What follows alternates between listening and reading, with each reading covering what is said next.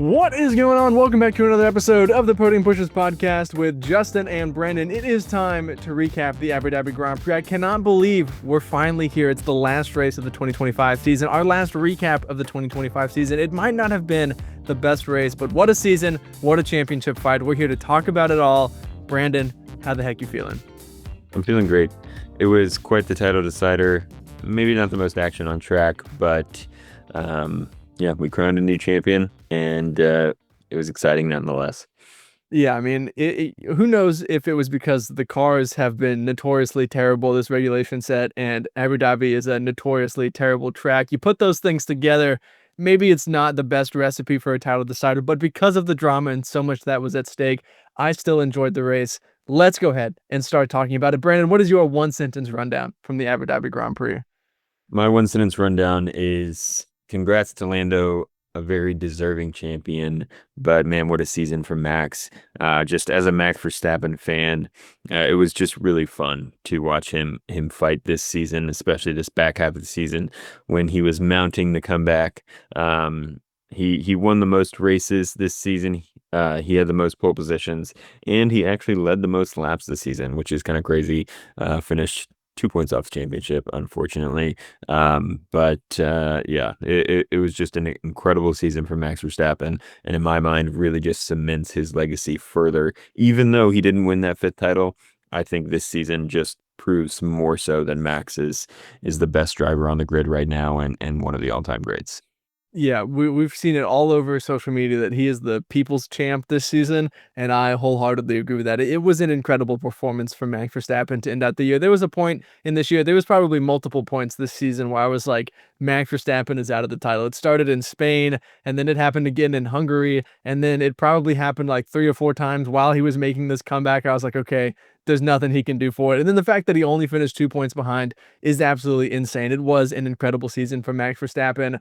That leads right into our first question, which is, did Max Verstappen still make the greatest comeback ever from 104 points behind to only losing the title by 2 points? Like you said, finished the season with the most wins of any driver. You can say what you want about the Red Bull, especially towards the end of the year, but it definitely was not the fastest car all season long. They still lost the championship. But should Max and Red Bull be proud of their performance this season? Absolutely. I mean, I think you heard it in Max's radio message at the end of the race. I think he was incredibly proud of the way that they fought, of the races that they won. I think it was a lot of hard work for them to, especially with just such a tumultuous season, a lot of hard work for them to come together and be able to put together the back half of the season that they had. So yeah, I think they can be incredibly proud, especially, when there's a lot of change going on within the team with Christian Horner leaving and Laura Mecki stepping in, new team principal.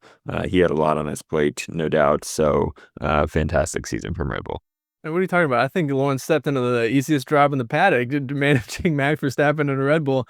No, I'm just kidding. Obviously, he did a fantastic job, and I leave the season feeling more excited for Red Bull in 2026 than I was halfway through the season. Like, knowing that they have Lauren Mecki's at the helm of that team, I think that puts them in a good position. They're going into this new regulation set. I think they proved that, with him at the helm, they could be competitive with the way they turned that team around. And yes, some of that came from upgrades that he probably didn't have a huge role in, but he still oversaw the organizational and operational resurrection of that team almost. Like, it felt like Red Bull was in toxic disarray before he took over. And then the way that they finished the season, I think that gives me hope for what Red Bull will be in 2026. I think it should give Isaac Hadjar hope that he has the best chance to break the Red Bull second seat curse. No Christian Horner, no Helmut Marko, going into a new regulation set. So he's on as level of ground as you can be against Max Verstappen. So I think he should have hope for that. So from what at the beginning of the year looked like a lost season and, a complete chaos going into new regulation, now feels like,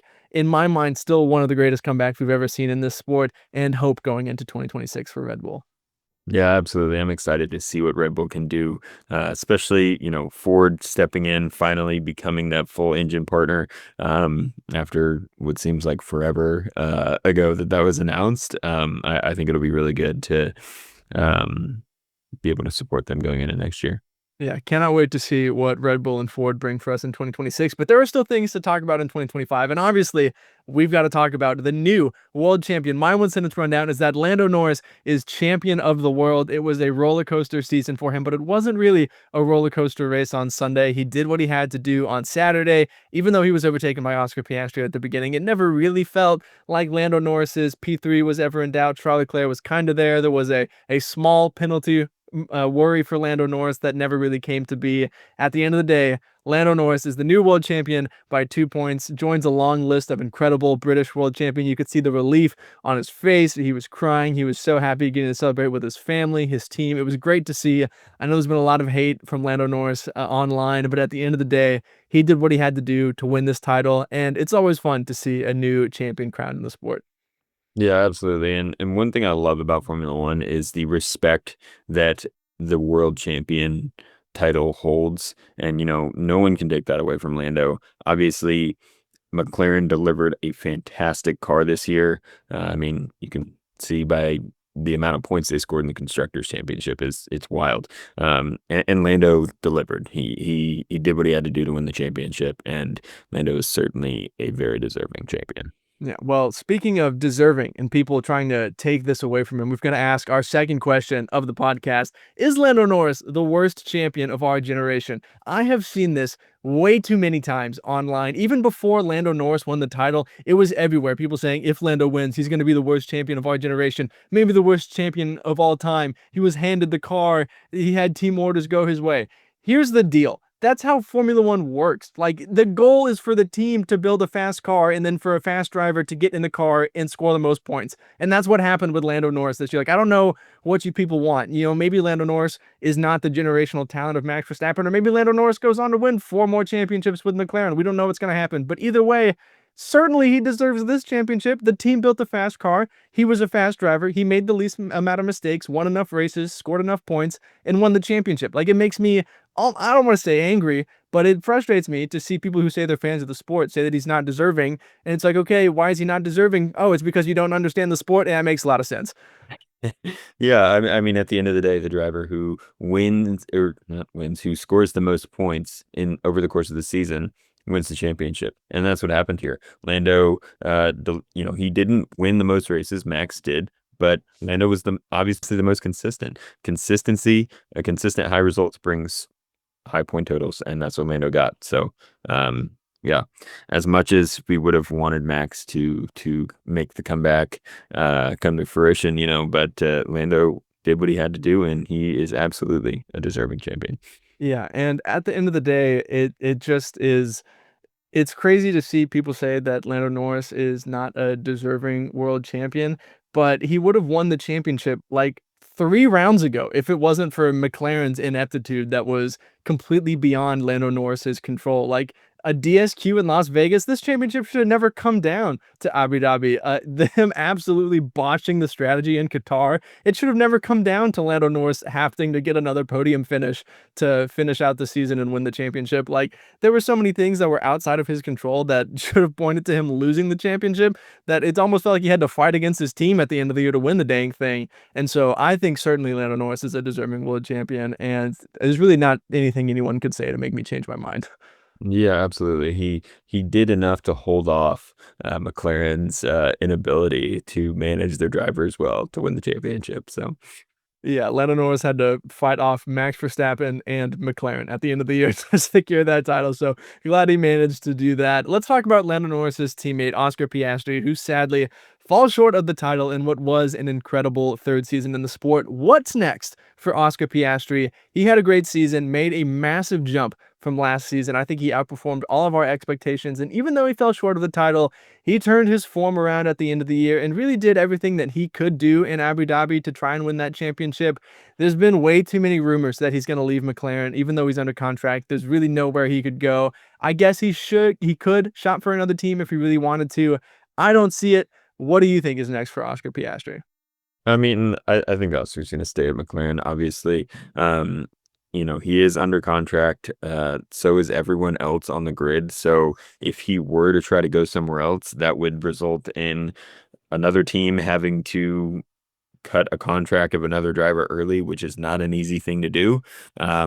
So, and Oscar did what the team needed him to. He, I think, was compliant with team orders almost to a fault, you could argue, this season. So, I think, not to say that McLaren owes him something, but like, McLaren obviously will have to respect that at some point.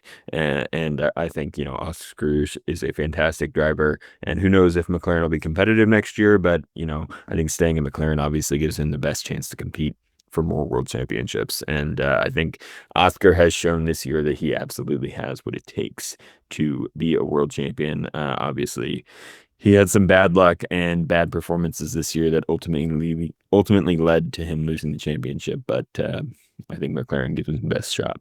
Yeah, I mean, for people saying that Oscar should leave McLaren, like at best, he's taking a shot in the dark to go to another team. Like you really don't know what any other team is going to fully deliver going into this new regulations. Like you can, a team boss can show you sim data and oh look what the car is doing in the wind tunnel. We're going to be so good.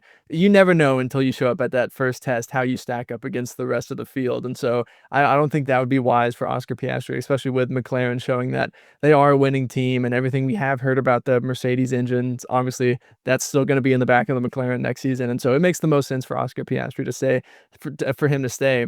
But even on top of that, he only finished his third season of the sport. Like this was Lando Norris's seventh season. He just won his first race last year and now has come home with the title. Oscar Piastri showed that he was more than capable of challenging for a title this season. And in my mind, I think it would be foolish for us to think that Oscar Piastri is finished growing and developing as a driver. Like I think he still has so much more room to grow. And if this year was any indication, he's going to continue to grow. Like if he takes the same leap going into next year as he took this year, he very well could be the number one driver at McLaren, even though his teammate is racing with the one on his car and just won the world title. Like if Oscar Piastri grows again like he did this year, he's certainly going to be in contention for another world title if McLaren gives him the car. And so, there are mistakes you can look back on. There are things he probably wishes he did differently with team orders, but who's to say that because he respected the team orders this year that, he doesn't get the benefit of the doubt and some things go his way next year if he has another chance to fight for a title. And so I don't think this was Oscar Piastri's one and only shot at a title. Would not be surprised if he was back in it next year. Certainly wouldn't be surprised if he did end up winning one in his career. Yeah, absolutely. Oscar has also proven in the rest of the grid that if McLaren doesn't give him a chance to compete, that he is a driver worthy of a top team seat. So. Yeah, I certainly could see other teams desiring the services of Oscar Piastri if McLaren didn't deliver, and certainly Mark Webber would do what he had to do to make sure that Oscar Piastri could lock down a number one driver seat at another team. So I think the future is still bright for Oscar Piastri, that's for sure. Let's talk about someone who I hope can be in a title fight at some point, Charles Leclerc. How does Charles Leclerc do it? I could not believe that he was fighting for that podium position with Lando Norris a part of it. Like if Lando Norris somehow lost this title because Charles Leclerc dragged that tractor to a podium in the last race of the season, I would have absolutely lost my mind. The Ferrari looked awful on Saturday. Like the fact that Lewis Hamilton's once again eliminated in Q1. I mean, that is what it is. That's old news at this point in the season. And yes, the race pace looked fine, but the Ferrari has looked like a bad car for the last month and a half of the season. So I cannot believe that he almost played a role in this championship fight. And just even more cements that I want to see Charles Leclerc in a title fight so bad. Like we got a small taste of it in 2022, and the battles that he had with Max Verstappen were incredible. Like you cannot convince me that this title fight, with how good it was, if we inserted Charles Leclerc into that title fight, it wouldn't have gotten better. Oh, it absolutely would have. Charles is obviously one of the best drivers on the grid, one of the best qualifiers on the grid, if not the best qualifier on the grid. And when he has a car that can compete, he has shown us little flashes of what it would be like to watch him win a world championship, and it would be something beautiful to watch. I sure hope that one day we get that. Yeah, and honestly, I have no faith in Ferrari going into next year. Like this year, I was fully bought in on Ferrari the way that they finished last season. I was like, they can fight for the constructors. Maybe Ferrari can fight for the driver's title. And then they were awful. That car was terrible. They had awful strategies all year. It looked like they didn't design the car, even considering that it could rain during the season. Like, it was an awful season for Ferrari. And so going into the new regulations, like, I want to say, oh, Ferrari, they've been in Formula One for so long. They're a legacy team, a wonderful motorsports brand. Surely they're going to be good. But maybe this will change between now and then. And, the whole everyone's a Ferrari fan thing will come back and I'll be excited that Ferrari is going to perform well. But right now, after seeing the end of the season, I'm like, yeah, Ferrari's going to be like a midfield team next year. And I have no faith in them at all. Yeah, I totally agree. We're gonna have to wait until qualifying in Bahrain next season to convince me otherwise. But yeah, it does not feel like Ferrari is taking steps in the right direction. Obviously, Lewis Hamilton is very frustrated. It seems like with everybody at Ferrari right now. So that isn't a positive thing. And if that's any indication of what's going on behind the scenes that we can't see, it's not going to be good. Dude, I know. I don't know if you saw it, but did you see where Lewis Hamilton gives his radio message at the end? Like, I know it's been a hard season, but thank you guys. Like, it's been so good. And they just don't respond. And Lewis is like, hey, anybody there? And like, oh, sorry. We were just talking amongst ourselves. Thanks for the message. Like, they got to be messing with the guy at this point. There's no way that he bring a 7-time world champion on the team. And he's like, man, great first season. I love you guys. Sorry it was so hard. And they're like, sorry we missed it. We were just talking about where we wanted to go for dinner tonight. Yeah, great race. That's crazy. Yeah, that was insane. Yeah, crazy radio messages at the end of the race there. But yeah, it's sad to see Lewis in the state that he is in. Hopefully Ferrari can turn it around, but absolutely no guarantees there. Yeah, certainly this season showed that there needs to be some internal change within Ferrari, and I hope that radio message just highlighted how messed up things are internally at Ferrari right now.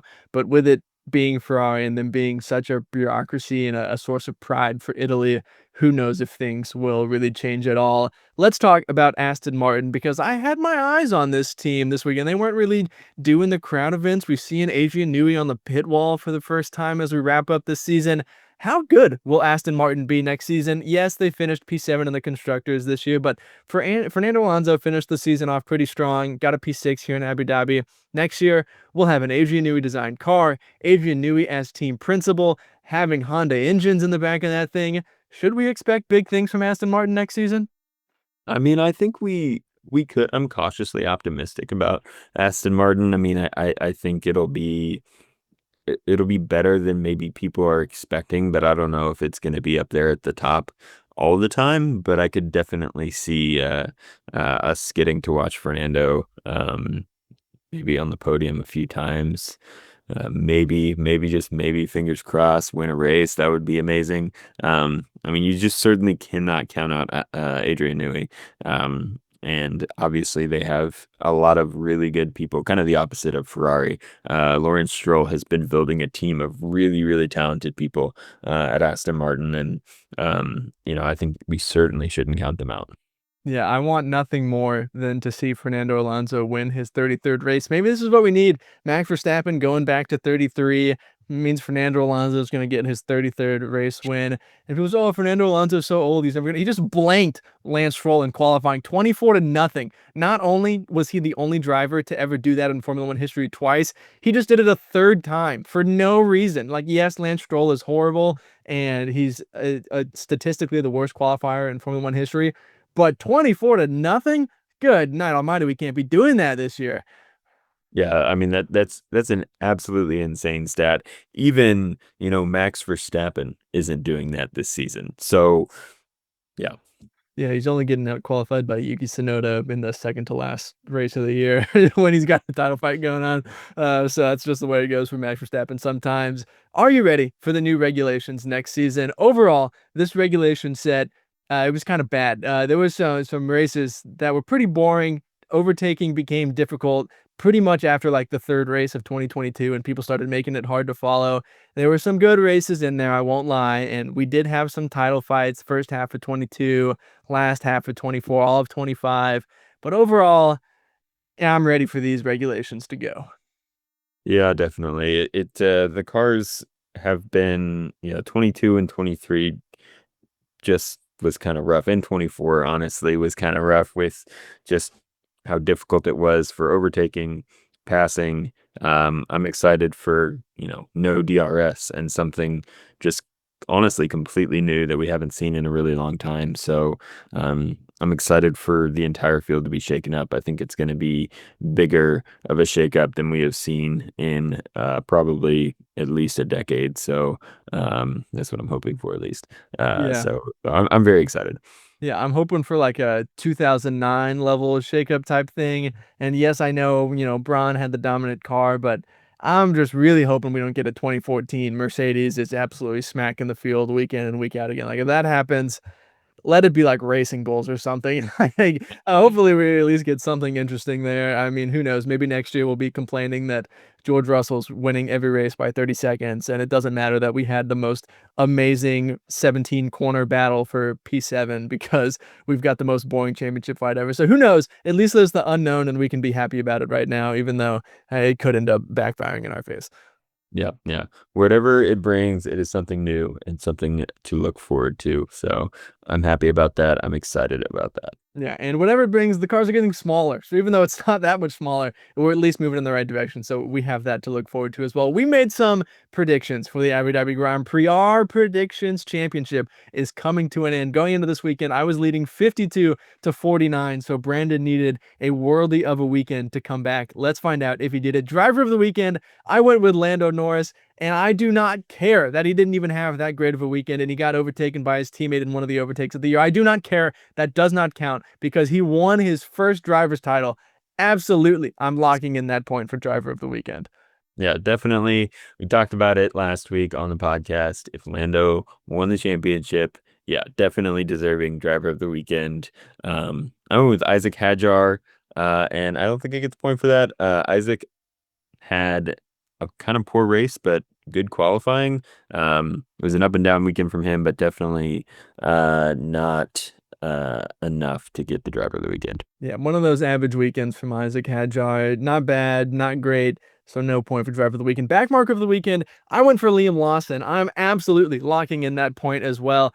I went back and looked at this because obviously they were focusing on the battle at the front. So I was like, why did Liam Lawson get a penalty? Only for one of the worst defenses against Ollie Behrman I've ever seen in my life. Like, if you didn't see it, just imagine what Yuki did to Lando, but like 14 times worse. It was so bad. The fact that Ollie Behrman did not crash into the side of Liam Lawson after he made that move was astounding to me. And the fact that Liam Lawson only got a 5-second penalty is also kind of absurd.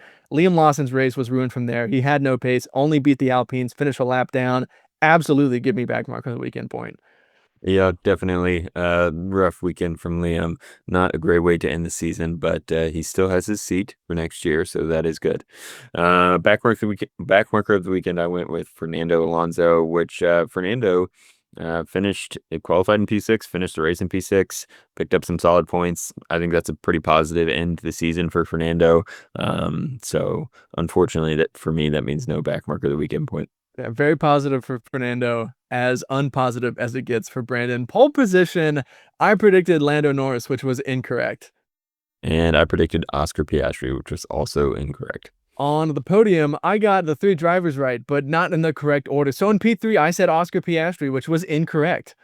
And I also said Oscar Piastri in P3, which was incorrect. In P2, I said Max Verstappen, which was incorrect. And in P2, I said George Russell, which was incorrect. And in P1, I said Lando Norris, which was incorrect. And I said Max Verstappen in P1, which was correct. Bang, give Brandon that point. Our final one push and prediction of the season, I predicted that Sauber would score points in their final Grand Prix, which did happen thanks to Nico Hülkenberg finishing P9. I will admit, Brandon, as you know, I was listening to this race as I was running a half marathon. And so I could hear Gabriel Bortoleto get overtaken by Lance Stroll for P10. And I was like, dang it, I just lost out on this predictions point. It's like mile 8. I'm having the hardest time. And I'm going to lose this point. That stinks. And I had no idea what the running order was and who had a penalty and this whole thing that was going to shake out. And so I was prepping for this podcast and I went and looked and I was like, oh, what do you know? Nico Hülkenberg had himself in the points, finished P9. Bang, give me that predictions point. Yeah, fantastic finish for Nico Hülkenberg. My one push-in prediction was that it would be a double points finish for Haas. Unfortunately, that did not work out. Ollie Behrman was about 2 seconds off of P10, so it was close, but I did not get it. Yeah, I know. We were joking when you made it. We were like, Ollie Behrman, he's a lock. We just got to get Esteban Ocon in there. And then Esteban had his best race in like 15 rounds and was flying this weekend. So it was Ollie Behrman that couldn't come through for you. The fans also made some predictions. At NFL Queen 56, Lando and Oscar take each other out at turn 1. At Fuse Wilson, Oscar Piastri will win, but Lando will podium and win the championship. Half of that was correct, so kudos to him. And at T-Spins 3010, Oscar Piastri wins the championship after overtaking Max Verstappen after a late safety car on lap 54 caused by Franco Colapinto. That did not happen. Would have been crazy if it did. After all of that, the score is 55-50. I am champion of the world once again. Had a bigger margin than Lando Norris. Back-to-back years on the Podium Pushers Predictions Championship. I reign supreme once again. Yes, congratulations, Justin. What a season it has been for our predictions championship. You know, I'm proud of a 50-point season. That's pretty huge for me. So I think we made some improvements, and next year, I'm coming for you. We'll see about that. That's what you said last year. You're proud of 50 points. I'm even prouder of 55. Can I go for the three-peat next year? That's what we'll see. That's what we'll find out next year. As always, thank you for watching or listening to another episode of the Podium Pushers podcast. Thank you so much for letting us talk to you about Formula One all season long. It has really meant the world to us. Brandon, before we get out of here, what are your final parting podium thoughts? And thank you for watching. Thank you for listening. It's been a lot of fun for us to do this with you guys this season, and I'm looking forward to next season. We've got a lot of content that we're going to put out next season. It's going to be bigger and better than it ever has been before. So I hope you're ready. Yes, we hope you are ready. And even before next season comes, we've got stuff coming your way in the off season, so don't you worry. Formula One may be gone, but the Podium Pushers, they will never leave your side. And that's worthy of a subscription. It doesn't cost you anything. It just helps us out, helps us grow the channel. So be sure to subscribe before you go. We will see you next week for our very first episode of off-season content. So make sure you tune in for that. But until then, have a great day and God bless. See ya.